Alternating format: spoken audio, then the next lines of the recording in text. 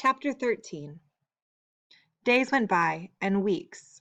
Jonas learned through the memories the names of colors, and now he began to see them all in his ordinary life, though he knew it was ordinary no longer and would never be again. But they didn't last.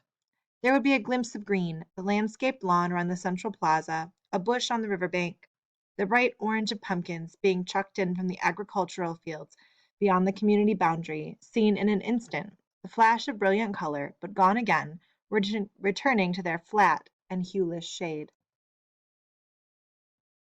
The giver told him that it would be a very long time before he had the colors to keep.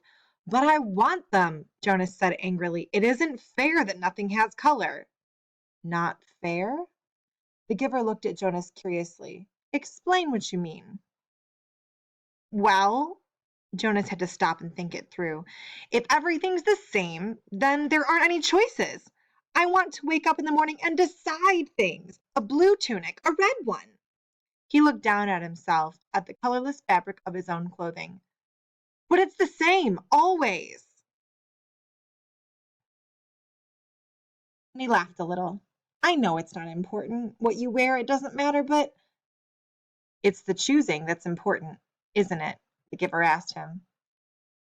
Jonas nodded.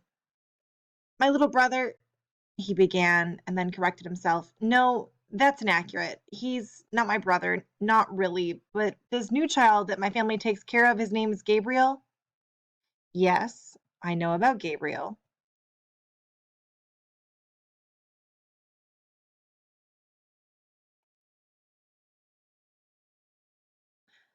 Well, he's right at the age where he's learning so much. He grabs toys when we hold them in front of him.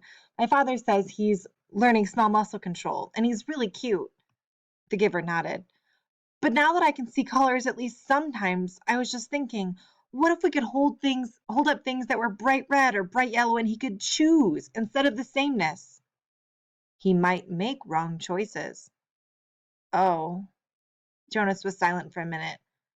Oh, I see what you mean. It doesn't matter for a new child's toy, but later it does matter, doesn't it? We don't dare to let people make choices of their own.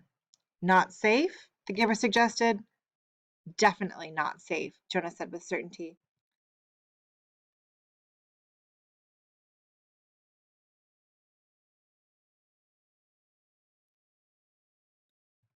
What if they were allowed to choose their own mate and chose wrong? Or what if, he went on, almost laughing at the absurdity, they chose their own jobs? Frightening, isn't it? The giver said. Jonas chuckled. Very frightening. I can't even imagine it. We really have to protect people from wrong choices. It's safer. Yes, Jonas agreed. Much safer. But when the conversation turned to other things, Jonas was left, still with a feeling of frustration that he didn't understand. He found that he was often angry now, irrationally angry at his groupmates, that they were satisfied with their lives, which had none of the vibrance his own was taking on, and he was angry at himself that he could not change that for them. He tried, without asking permission from the giver, because he feared or knew that it would be denied, he tried to give his new awareness to his friends. Asher, Jonas said one morning, look at those flowers very carefully. They were standing beside a bed of geraniums planted near the Hall of Open Records. He put his hands on Asher's shoulders and concentrated on the red of the petals, trying to hold it as long as he could, and trying at the same time to transmit the awareness of red to his friend. What's the matter? Asher asked uneasily. Is something wrong? He moved away from Jonas's hands. It was extremely rude for one citizen to touch another outside of family units. No, nothing. I thought for a minute that they were wilting and that we should let the gardening crew know they needed more watering. Jonas sighed and turned away. One evening, he came home from his training, weighted down with knowledge. The giver had chosen a startling and disturbing memory that day. Under the touch of his hands, Jonas had found himself suddenly in a place that was completely alien, hot and windswept under a vast blue sky.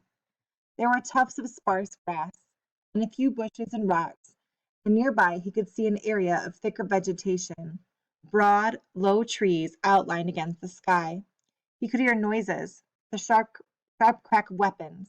He perceived the word guns, and then shouts, and an immense crashing thud as something fell, tearing branches from the trees.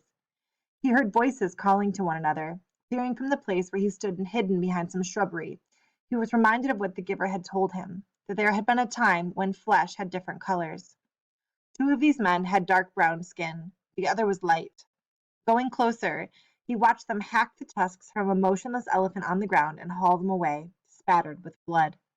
He felt himself overwhelmed with a new perception of the color he knew as red. The men were gone, speeding toward the horizon in a vehicle that spit pebbles from its whirling tires. One hit his forehead and stung him there, but the memory continued, though Jonas ached now for it to end. Now he saw another elephant emerge from the place where it had stood hidden in the trees. Very slowly it walked to the mutilated body and looked down. With its sinuous trunk it stroked the huge corpse. Then it reached up, broke some leafy branches with a snap, and draped them over the mass of torn, thick flesh. Finally, it tilted its massive head, raised its trunk, and roared into the empty landscape. Jonas had never heard such a sound. It was the sound of rage and grief, and it never seemed to end. He could still hear it when he opened his eyes and lay anguished on the bed where he received the memories. It continued to roar into his consciousness as he pedaled slowly home. "Lily," he asked that evening when his sister took her comfort object, the stuffed element, from the shelf, "did you know that there once really were elephants, live ones?" She glanced down at the ragged comfort object and grinned. "Right," she said skeptically. "Sure, Jonas." Jonas went and sat beside them while his father untied Lily's hair ribbons and combed her hair. He placed one hand on each of their shoulders.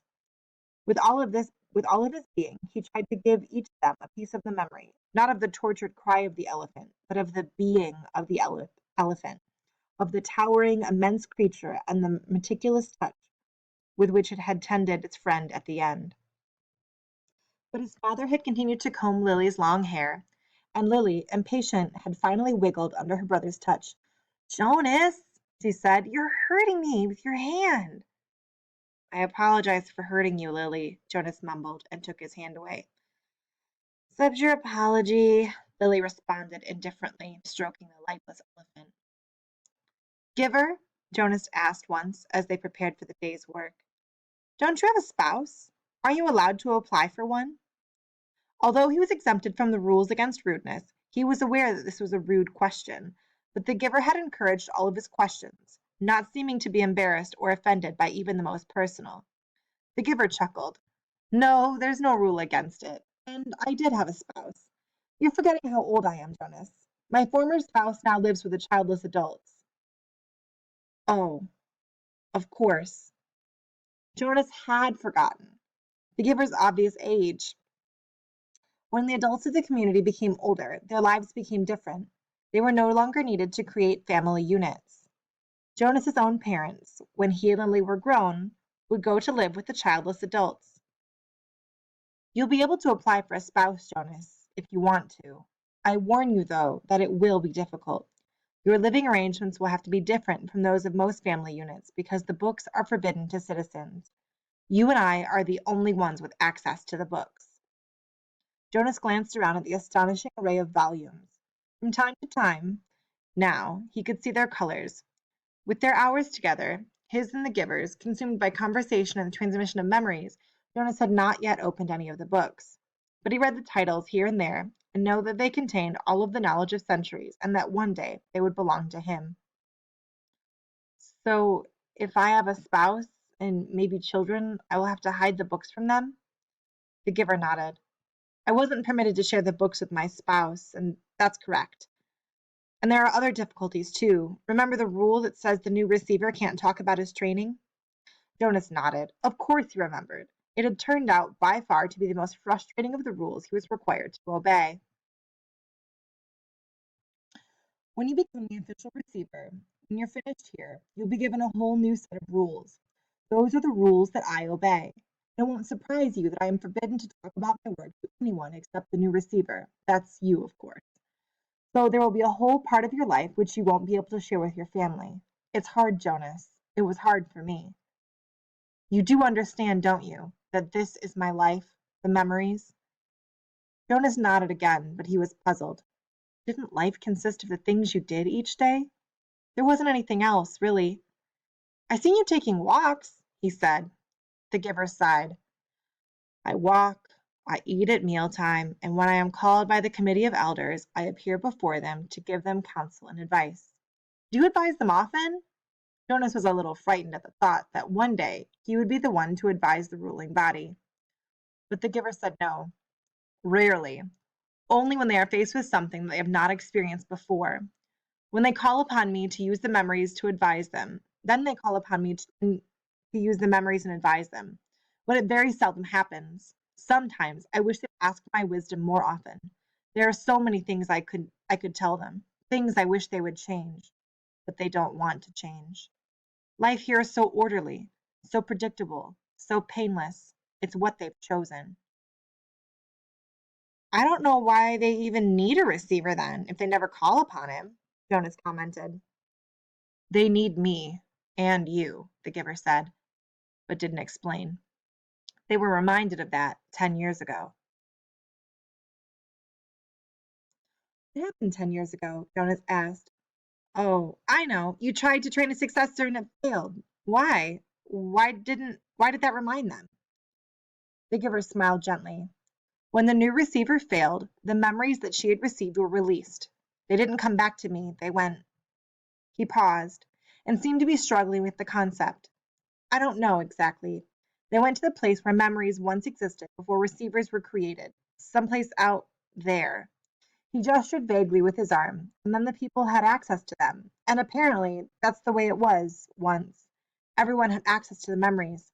It was chaos, he said. They really suffered for a while. Finally, it subsided as the memories were assimilated. But it certainly made them aware of how much they needed a receiver to contain all that pain and knowledge. "But you have to suffer like that all the time," Jonas pointed out. The giver nodded. "And you will. It's my life. It will be yours." Jonas thought about it, about what it would be like for him. Along with the walking and eating and he looked around the walls of books. "Reading? That's it?" The giver shook his head. "Those are simply the things that I do. My life is here." "In this room?" The giver shook his head. He put his hands on his own face, to his chest. "No, here, in my being, where the memories are." "My instructors in science and technology have taught us about how the brain works," Jonas told him eagerly. "It's full of electrical impulses. It's like a computer. You stimulate one part of the brain with an electrode, He stopped talking. He could see an odd look on the giver's face. "They know nothing," the giver said bitterly. Jonas was shocked. Since the first day in the annex room, they had together disregarded the rules about rudeness, and Jonas felt comfortable with that now. But this was different, and far beyond rude. This was a terrible accusation. What if someone had heard? He glanced quickly at the wall speaker, terrified that the committee might be listening, as they could at any time. But, as always during their sessions together, the switch had been turned off. "Nothing?" Jonas whispered nervously. "But my instructors—" The giver flicked his hand as if brushing something aside. "Oh, your instructors are well trained. They know their scientific facts. Everyone is well trained for his job. It's just that, without the memories, it's all meaningless. They gave that burden to me, and to the previous receiver, and the one before him." "And back, and back, and back," Jonas said, knowing the phrase that always came. The giver smiled, though his smile was oddly harsh. "That's right. And next it will be you. A great honor." "Yes, sir. They told me at the ceremony. The very highest honor."